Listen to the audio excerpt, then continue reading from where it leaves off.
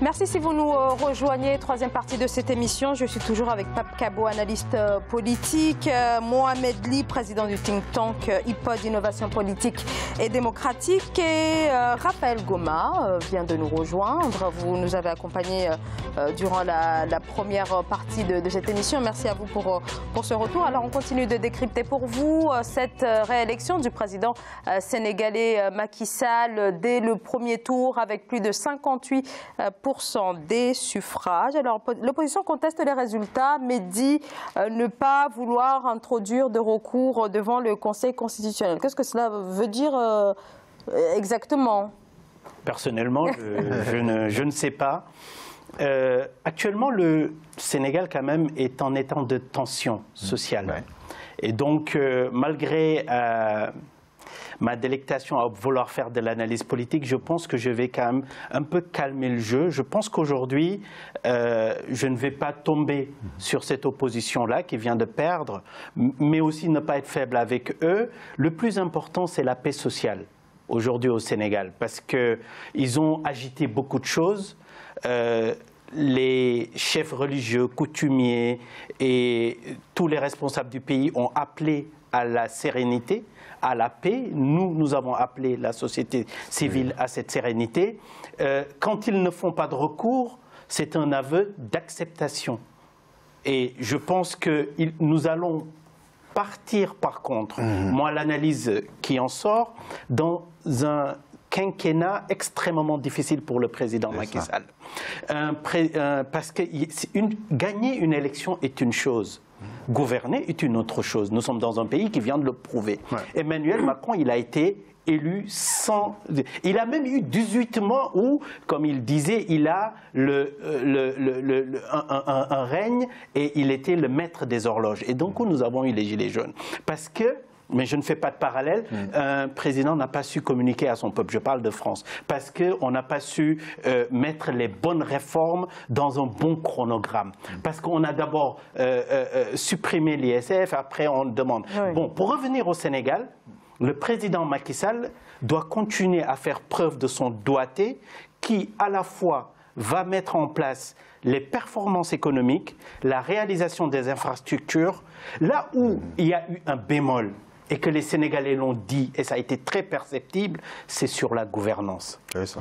Et sur la gouvernance, l'opposition a bien tapé. Je pense qu'il y a des choses à corriger et à rectifier. Et je pense que si le président corrige dans la gouvernance beaucoup de choses que les Sénégalais lui ont dit, parce que quand même au moins 40% qui n'ont pas voté pour lui, et qu'après, il ouvre sa place sociologique, il ouvre les bras aux Sénégalais. Moi, j'ai peiné à ne pas entendre cette année, et je vais finir là, les deux slogans qui ont fait que je l'ai porté en 2012 de tout mon corps. La patrie avant le parti. Alors, ça, c'est quelque chose qu'il nous a martelé. Je l'ai moins entendu en 2019. Et la gestion sobre et vertueuse. C'est comme si il les avait retirés de leur disque dur. Et il est grand temps. Et les Sénégalais l'ont dit, c'est pour ça qu'ils l'avaient plébiscité en 2012.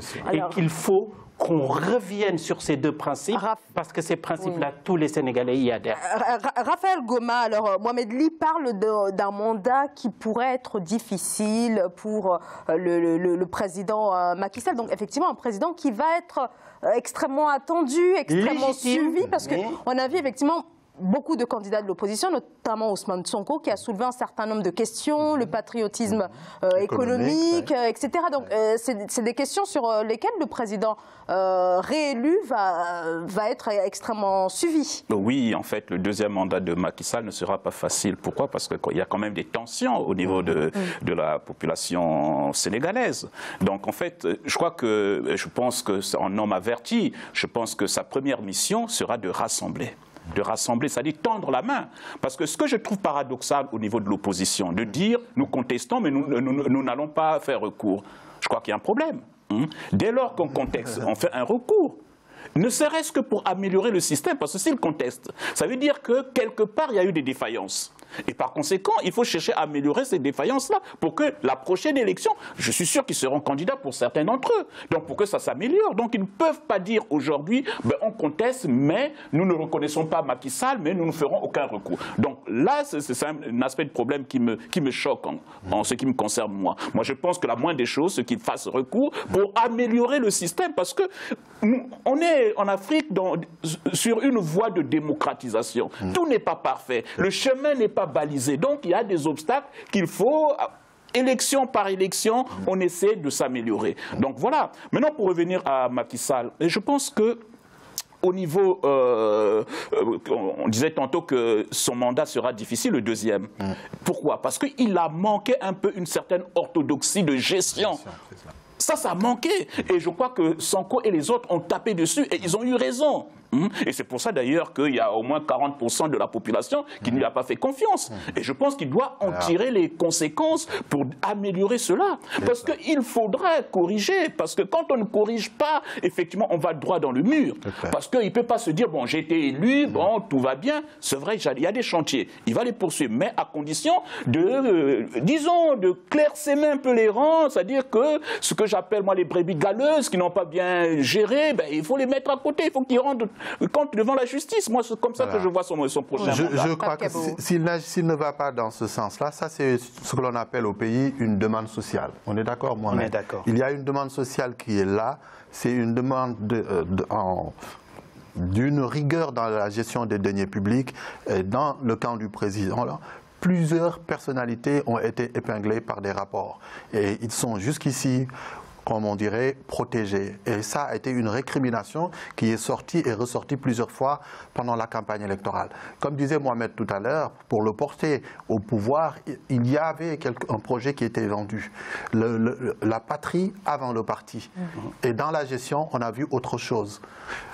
Aussi, dans le comportement de tous les jours, à un moment donné, on a vu des personnes qui, du jour au lendemain, se sont retrouvés dans des positions avec des moyens tellement colossaux qu'à la limite, ils ignoraient ou ils écrasaient les populations.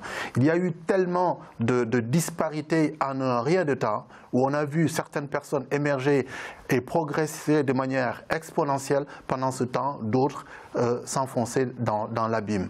Ce qui est extrêmement compliqué ici, c'est que justement les populations n'ont pas tellement perçu ces efforts qui ont été faits. Dites-vous bien que aussi, pour l'ensemble des réalisations, en 7 ans, le président de la République a eu 22 000 milliards pour réaliser ce qu'il a fait. J'estime qu'on est encore en soif. On est en attente de réalisation. Il n'y a pas eu assez de réalisation. Pour moi, il y en a eu beaucoup, mais pas assez par rapport à ce que la population attend. Si vous prenez par exemple la zone du Nord où il a été plébiscité, je connais suffisamment mon pays. J'estime que dans cette partie-là, il n'y a pas assez de réalisation. Mais pourtant, les gens lui ont accordé une confiance aveugle. Ça veut dire qu'il a une grosse responsabilité. Les gens lui disent, vous n'avez pas assez fait chez nous. Mais puisque vous nous dites, vous nous promettez, vous nous proposez un autre projet, on va encore vous faire confiance. Et il vote à plus de 80% pour lui. Alors qu'en termes de réalisation, comparé à d'autres endroits, il y a un total déséquilibre dans cette partie-là où il y a un vote soviétique, un pourcentage soviétique qu'il obtient, mais en termes de réalisation, ils ont été moins servis, très honnêtement. Moi, je suis né à Dakar et je suis originaire de notre endroit et justement, je vis dans ce nord-là et je vois les écarts. Quand je quitte le nord où je vis habituellement et que je vais au sud où il y a mes ancêtres, ou Dakar où je suis né, je vois les écarts qu'il y a. Dans le nord, il a des pourcentages très forts. Dans le milieu du pays où il a fait le plus d'efforts et dans d'autres endroits où pour moi les efforts ont été faits, le résultat ne correspond pas. Maintenant, pour ce qui concerne les axes d'amélioration, c'est inévitable. Moi, je ne crois pas à une élection avec zéro contestation. Là, si l'opposition dit que je ne vais pas déposer de recours, s'ils l'ont décidé après, c'est inquiétant.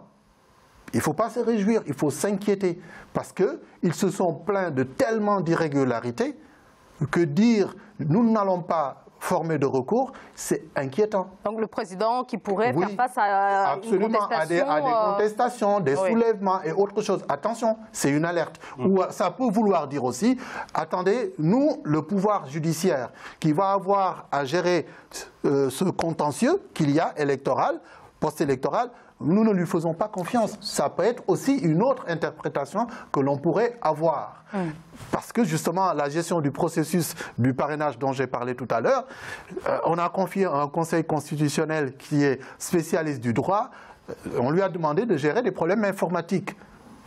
Il n'est pas compétent et on a vu les difficultés qui en ont découlé. Donc moi je pense que c'est une situation où j'aurais plutôt aimé que l'opposition forme ses recours, les dépose de manière formelle et que le Conseil constitutionnel tranche. Mais quoi qu'il en soit, que l'opposition dépose un recours ou pas, le Conseil constitutionnel a un délai qui lui est prescrit pour proclamer un résultat définitif avant que le nouveau président puisse prêter serment et soit installé. C'est ça la règle. Mohamed Ly. Il y a deux choses à dire par rapport à tout ce que j'ai entendu. Oui. La première, c'est pour consolider ce qu'ont dit mes camarades en face, c'est pour dire au Sénégal, après chaque élection, il est de coutume d'en faire une évaluation. Cette évaluation de cette élection-là, nous l'attendons avec impatience. Et moi, dans mon think tank, nous allons y travailler. Et d'ailleurs, on peut le dire, Pape, oui. c'est l'évaluation des législatives, une élection chaotique qui nous a quand même amené à une élection assez correcte. Et moi, je félicite aussi l'administration territoriale et la direction des élections. On va finir par ça. On va finir par ça. On fait les griefs d'abord. Dans nos pays, parce que ce n'est pas toujours le cas, et nous avons tout le temps dit, effectivement, nous avons un ministre de l'Intérieur qui est du parti présidentiel. Mais malgré tout, là où Macky Sall a perdu, il n'a pas empêché qu'on puisse dire qu'il a perdu. Donc cela veut dire, ça peut aussi ramener les gens à une certaine confiance qu'ils peuvent avoir à leurs institutions et à leur administration. Maintenant, deuxième point, parce que nous étions dans la prospective, et le professeur a dit quelque chose de très important avec Pape Kaba par rapport aux valeurs. Moi, j'avais tout le temps dit, et en préparant cette élection, qu'elle ne sera pas gagnée que par le bilan. Il faut soulever un espoir. Mais dans un pays, quand on soulève un espoir, on multiplie ses chances de peut-être décevoir. Et pour ne pas décevoir, il faut absolument que le président continue dans ses réformes qui ont été plébiscitées et acceptées. C'est l'OFNAC, la reddition des biens, c'est le PRODAC, l'agriculture à fond, c'est les bourses familiales, les filets sociaux pour parer aux politiques à long terme et moyen terme, c'est le PRACAS, c'est tout ça. Et ça, c'est extrêmement important. Mais je finirai par un point. Pourquoi il sera très difficile? Parce que nous avons une culture du PDS que Abdoulaye Wade a semée au Sénégal, c'est la contestation perpétuelle durant tout un mandat. Moi, je pensais que le Sénégal montrerait le dos à ça. Et aujourd'hui, je constate, comme le dit Pape Kabo, il ne faut pas s'en réjouir. Nous allons vers ça. Un président légitime mais contesté, alors que le pays a besoin d'être mis au travail. Et la dernière chose, qui n'est pas petite et en prospective, il faut le dire de façon très sérieuse, mais moi je suis sûr que le président de la République, avec tous les conseils qu'il a et la gravité de notre État, comprennent que nous allons vers deux rendez-vous entre les deux présidentielles. Mais nous aurons là tout de suite, en 2019, des élections locales. Ces élections locales-là, dans les 58%, il y a des gens qui se sont dit le président va être libéré au deuxième mandat. Il n'aura pas du clientélisme des gens qui font du chantage, sinon on ne vous réélira pas. Il aura un laps de temps avec un nouveau gouvernement, changement de Premier ministre ou pas, nouveau gouvernement, comment il va être, et comment les premiers signaux qu'il donne pour donner. Mais je vais en finir. Mais le danger que nous aurons, c'est que nous aurons une législative. Et cette législative, si elle n'est pas bien gérée, n'exclut pas aux Sénégalais, si le mécontentement monte, d'aller vers une cohabitation qui n'est pas réglée dans nos institutions. Donc la gravité de l'analyse politique aujourd'hui, malgré les félicitations qu'on fait au président Macky Sall, et moi je n'ai aucun doute qu'il a la toute confiance du peuple et la tête assez froide pour amener toutes les mesures rectificatives pour continuer, que le Sénégal continue dans un sens de prospérité. Merci beaucoup. Alors malheureusement, on arrive au terme de cette émission. Pardonnez-moi, alors Pape Kabo, peut-être en 3 secondes. Oui, en 3 secondes, c'est justement pour dire, appeler le président du Conseil constitutionnel à dire le droit. C'est ce que la population attend de lui, qu'il dise le droit. Il y a un résultat provisoire qui a été proclamé. Il a déjà dans le procès verbal des réserves ou en tout cas des récriminations. Il faudra qu'il les examine et qu'il lise le droit pour que ça puisse servir pour améliorer la situation. Maintenant, à celui qui sera élu, je l'espère bien, tel que c'est parti, ce sera le président Macky Sall. Je lui souhaite beaucoup de courage pour justement gérer un pays qui soit se réveiller un tout petit peu groggy après ce coup-là. Beaucoup d'attentes effectivement au Sénégal. Merci beaucoup à tous les trois. Merci à vous Pape Kabo. Je rappelle que vous êtes analyste politique. Merci à vous également Raphaël Goma, enseignant-chercheur à l'université Paris 13 Villetaneuse. Un grand merci à vous également à Mohamed Ly. Je rappelle que vous êtes président du think tank IPOD, Innovation Politique et Démocratique. Merci également à Baran Diaye qui était avec nous tout à l'heure. Et merci à vous bien sûr de nous avoir suivis. Merci de votre fidélité. Je vous donne rendez-vous demain. Bonne soirée. Merci.